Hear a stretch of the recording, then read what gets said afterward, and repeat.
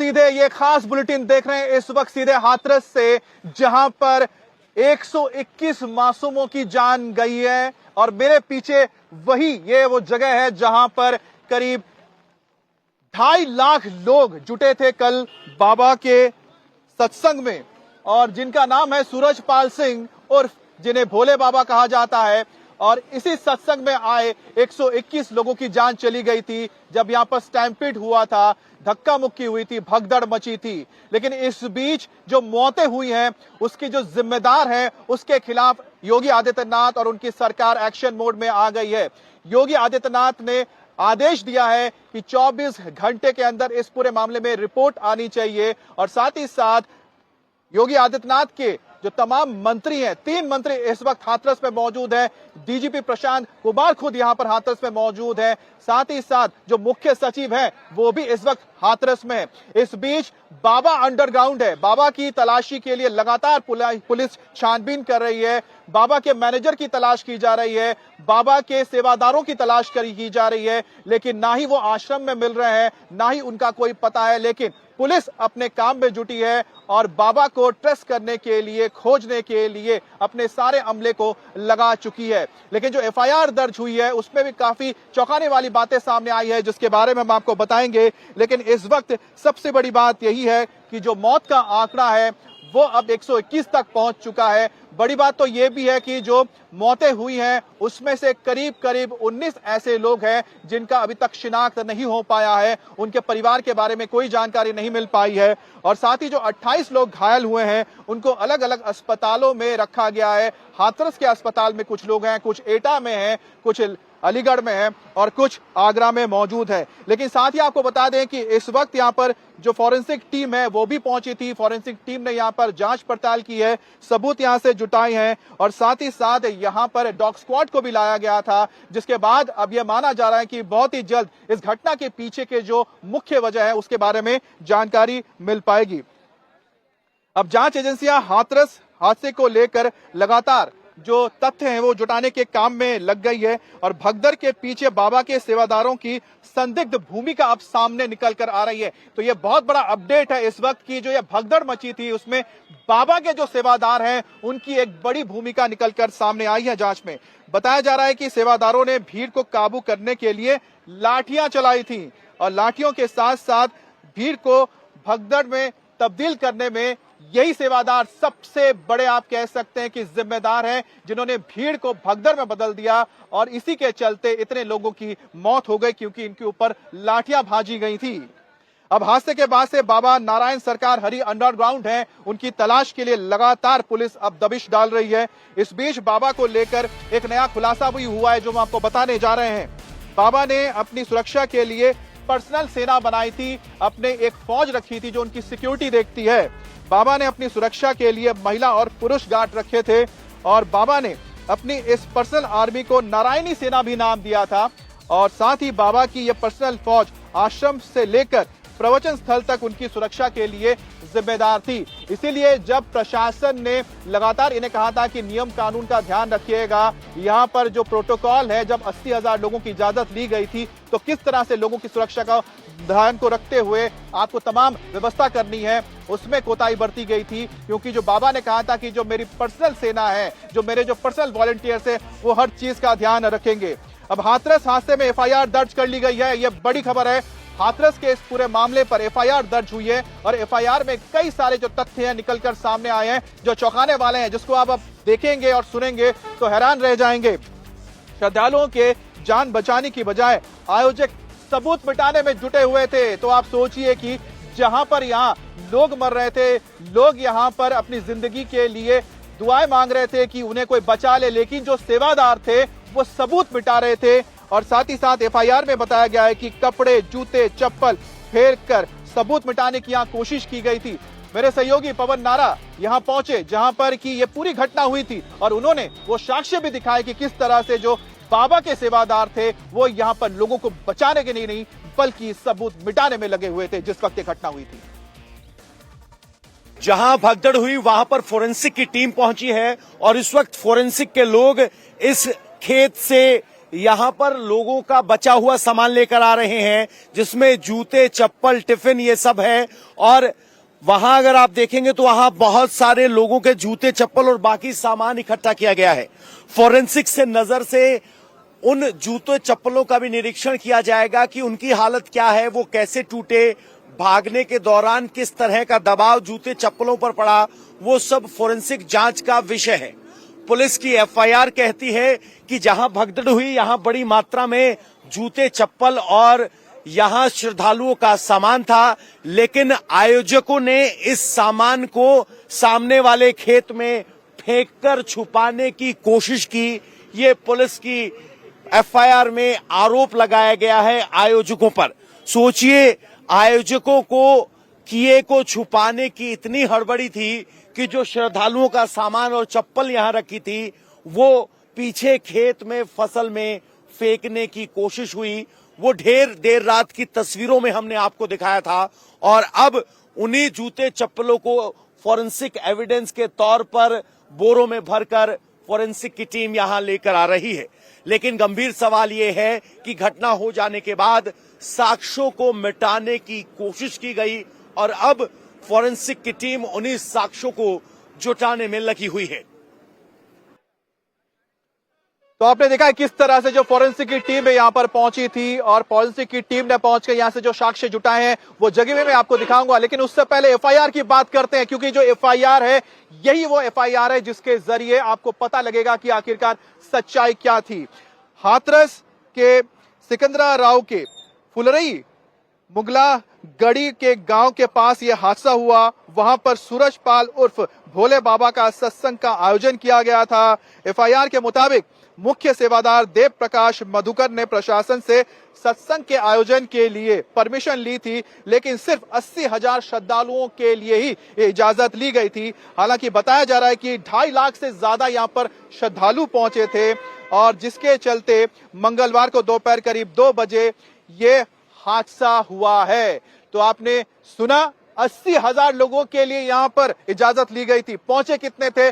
2.5 लाख लोग। और ये जगह आप देख के समझ सकते हैं कि क्या यहां पर 2.5 लाख लोग आ सकते हैं। आप खुद देखिए, ये जगह इतनी बड़ी नहीं है कि यहां पर 2.5 लाख लोग समा जाए। अब आपको हम बताते हैं कि एफआईआर में और क्या बातें कही गई हैं।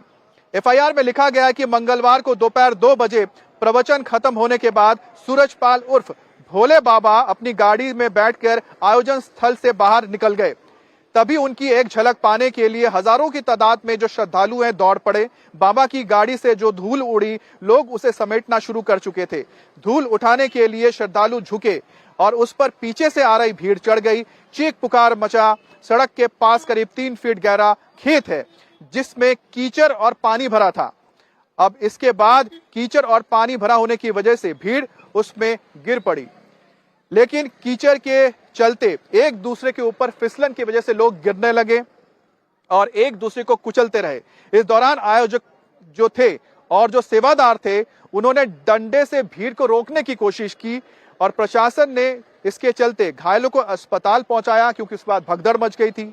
लेकिन आयोजन जो कार्यकर्ता थे, जो यहाँ पर मौजूद थे, उन्होंने, सेवादारों ने यहाँ पर कोई सहयोग नहीं किया, बल्कि सबूत मिटाने की उन्होंने कोशिश की थी। इसके साथ ही और भी आपको तथ्य हम बता रहे हैं। जब ये तथ्य आप एक एक करके जानेंगे तो समझेंगे कि आखिरकार इस दुर्घटना के पीछे मुख्य रूप से कौन जिम्मेदार थे।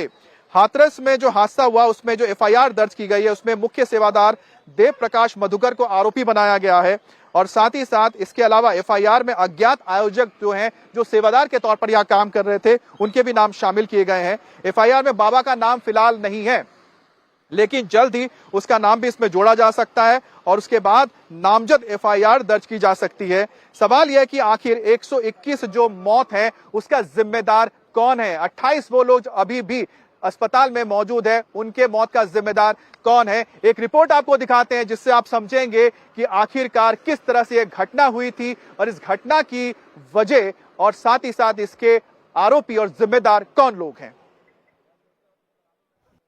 इस वक्त हम बाबा सरकार नारायण हरि के उस सत्संग मैदान में मौजूद हैं जहां पर 80,000 लोगों के सत्संग की परमिशन ली गई। पुलिस की एफआईआर कहती है कि सत्संग के लिए 2.5 लाख से ज्यादा लोग जुटे। दोष बाबा को दिया जा रहा है, लेकिन एक सवाल प्रशासन से भी पूछा जाना चाहिए कि 80,000 लोगों की भीड़ को काबू करने के लिए कितने पुलिस वाले लगाए गए थे। स्थानीय लोग बता रहे हैं कि यहां पर कथा स्थल पर मुख्य तौर पर सिर्फ बाबा की निजी काली वर्दी वाले सिक्योरिटी गार्ड ही थे और पुलिस कर्मियों को भी यहां अंदर आने की अनुमति नहीं थी। कोई भी यहां वीडियो रिकॉर्ड नहीं कर सकता था और ये मानो उनका निजी इलाका हो जहां प्रशासन की पहुंच तक नहीं थी। तो ऐसे में सिर्फ आयोजक पर दोष देकर प्रशासन नहीं बच सकता। प्रशासन को बताना होगा कि 80,000 लोगों की भीड़ को संभालने के लिए कितने पुलिस वाले तैनात किए गए थे, क्योंकि असली समस्या की जड़ मिसमैनेजमेंट है। क्योंकि स्थानीय लोग जो यहां मौजूद हैं वो बता रहे हैं कि पुलिस वालों की संख्या 10, 12, 15, 20 से ज्यादा नहीं थी। तो क्या सिर्फ 20 पुलिस वालों के भरोसे 80,000 लोगों की सुरक्षा को सौंपा जा सकता है? और क्यों प्रशासन इस हद से दूर खड़ा था, मूक दर्शक बना हुआ? और यहां बाबा की पंडाल में जब भीड़ जुटी तो प्रशासन ने एहतियात के तौर पर क्या कदम उठाए, वो भी प्रशासन को बताने चाहिए। तो आखिरकार जब बाबा के यहां पर सेवादार आयोजक मौजूद थे तो उन्होंने मदद क्यों नहीं की? जो लोग यहां पर मदद के लिए गुहार लगा रहे थे, क्यों उनको मदद नहीं गई? इस बीच बाबा की तलाश हो रही है। बाबा का जो आश्रम है मैनपुरी में, वहां पर भी पुलिस पहुंची है दबिश देने के लिए, बाबा की खोज लेने के लिए। हमारे संवाददाता भी वहां पर पहुंचे और यह भी पता लगाने की कोशिश की कि आखिरकार 121 लोगों की जो जिंदगी चली गई उसके पीछे की वजह क्या थी। बाबा के सत्संग में 2.5 लाख लोग पहुंचे थे और ऐसे में उन्हें कंट्रोल करने के लिए पुलिस प्रशासन कहां था? एक बड़ा सवाल है। प्रशासन के भीड़ का अंदाजा पहले से क्यों नहीं था कि इतनी बड़ी भीड़ यहां पहुंच सकती है? संख्या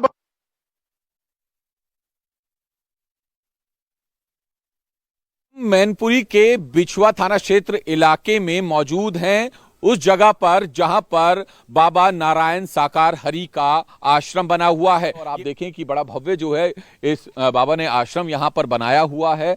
फिलहाल आपको जो है सड़क पर यहां पर जो ये सड़क है यहां पर आप देखें कि रंगोली वगैरह फूलों से बनाई हुई है और आश्रम के बाहर जो है बल्ब की जो पूरी लड़ियां हैं वो लगाई गई हैं। दरअसल ये तैयारी आश्रम में जब ही की जाती थी जब यहां पर बाबा नारायण साकार हरि आता था। फिलहाल जब कल हादसा हुआ पूरा तकरीबन 2 बजे के करीब, तो उसके बाद जो है बाबा नारायण साकार हरि यहां पर पहुंचा था और बताया जा रहा है कि कुछ घंटे रुकने के बाद वो यहां से निकल गया। फिलहाल ये तस्वीरें आप देख रहे हैं, ये मुख्य द्वार की तस्वीरें हैं जहां पर तमाम तैयारी बाबा के आने से पहले की गई थी। आप देखें कि यहाँ पर स्वागतम, उनके स्वागत के लिए सब लिखा हुआ है, फूलों से रंगोली बनाई गई है।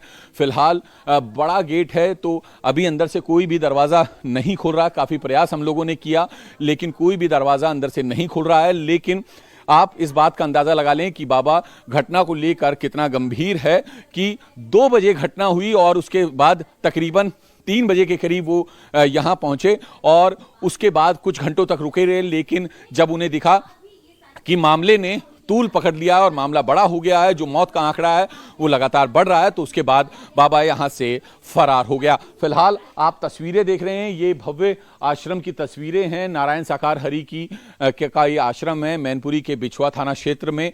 और फिलहाल अंदर से भी हमने कई बार बात करने की कोशिश की लेकिन कोई भी बोलने को तैयार नहीं है। तो तमाम तैयारियां यहां पर की गई थी, बाबा के आने से के लिए पहले से ही प्रोग्राम शेड्यूल था। लेकिन जब हादसा हुआ 2 बजे के करीब तो पुलिस ने मुकदमा तो दर्ज कर लिया लेकिन एफआईआर में बाबा नारायण साकार हरि का नाम तक नहीं है। हालांकि जो मुकदमा है वो मुख्य आयोजक के नाम पर जो है, यानी कि मुख्य इस तरह से इस वक्त पुलिस की ओर से लगातार तलाश की जा रही है बाबा की।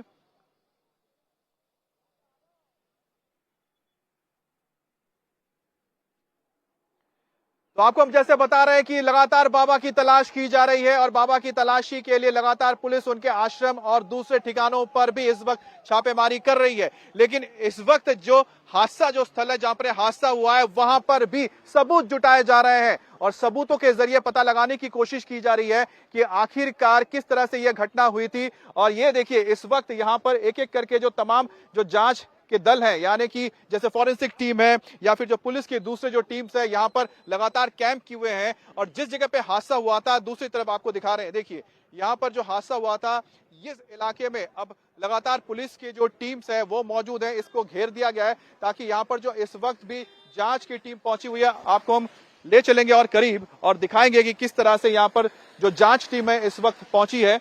ये जीटी रोड है और जीटी रोड के ऊपर ही यह हादसा हुआ था। यहां से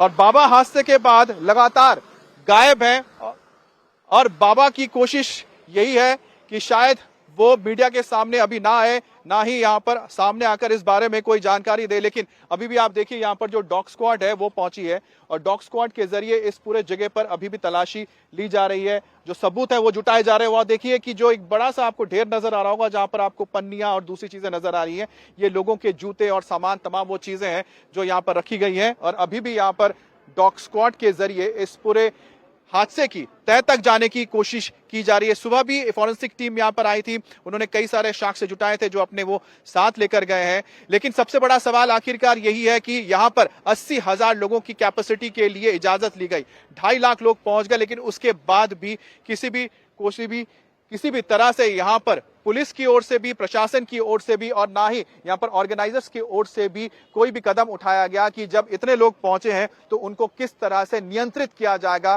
क्योंकि नियंत्रित नहीं हो पाई थी भीड़, इसी वजह से इतना बड़ा हादसा यहां पर हुआ है। हमारे साथ हमारे जो सहयोगी है वो भी जुड़ेंगे, वो भी आपको ग्राउंड से रिपोर्ट देंगे। लेकिन उससे पहले कुमार सोनू की एक रिपोर्ट आपको दिखाते हैं जिससे आप समझ पाएंगे कि इस वक्त किस तरह से पुलिस इस पूरे मामले में जांच कर रही है। अंदर बाबा नहीं है बाबा नहीं है, नहीं है भैया, नहीं है यार। कल किस टाइम आए थे? नहीं, यहाँ पे नहीं आए, वो तो उधर से निकल गए। कल बता रहे हैं कि आए थे और निकल गए, वहीं पे निकल गए। कितने बजे के करीब आए थे? भैया नहीं है यहाँ पे यार। हाँ हाँ। अरे भैया ये कोई बात जबरदस्ती यार, तुम तो बात को बहुत उल्टी सीधी खींचते हो। पूछ रहे भाई 121 लोगों की मौत हुई है, जबरदस्ती उल्टी सीधी कोई नहीं खींच रहा है। 121 लोगों की मौत वहाँ पे हुई है भैया, वहाँ पे देखो कोई ऐसी तो बात आपके बाबा क्या सत्संग में है ना जो आप कह रहे हैं कि क्या नाम ना बिना मतलब के खींच रहे हैं। 121 लोग बिना मतलब के मर गए क्या? बताइए भाई। अरे भैया चाय पिलाने के लिए आए। नहीं चाय, हाँ बताइए क्या कह रहे हैं? हादसा जहाँ हुआ वहाँ पहुँचो। नहीं तो वहाँ तो है सब, आप वो मत बताइए, ये बताइए कि बाबा कितने बजे आए और कितने बजे निकले? यहाँ नहीं है वो। तो कहाँ फरार हुए हैं? कहाँ फरार हुए हैं? कहाँ फरार हुए हैं? आप लोग अंदर है आश्रम में। बताइए ये तमाम जो सेवादार थे वो अंदर से आए थे, लेकिन कोई नहीं बोल रहे। कोई कह रहा है कि वो यहाँ आए थे तो कोई कह रहा है वो नहीं आए थे। लेकिन फिलहाल जो है कोई गेट खोलने को तैयार नहीं है। फिलहाल आश्रम का जो मुख्य द्वार है वो बंद कर दिया गया है और बाबा नारायण साकार हरि इस वक्त कहाँ हैं ये अभी तक किसी को जानकारी नहीं है। फिलहाल ये कहना जरूरी है कि इस वक्त बाबा नारायण साकार हरि फरार है, क्योंकि हादसे के बाद तक अब तक उनका कोई भी आधिकारिक बयान सामने नहीं आया है।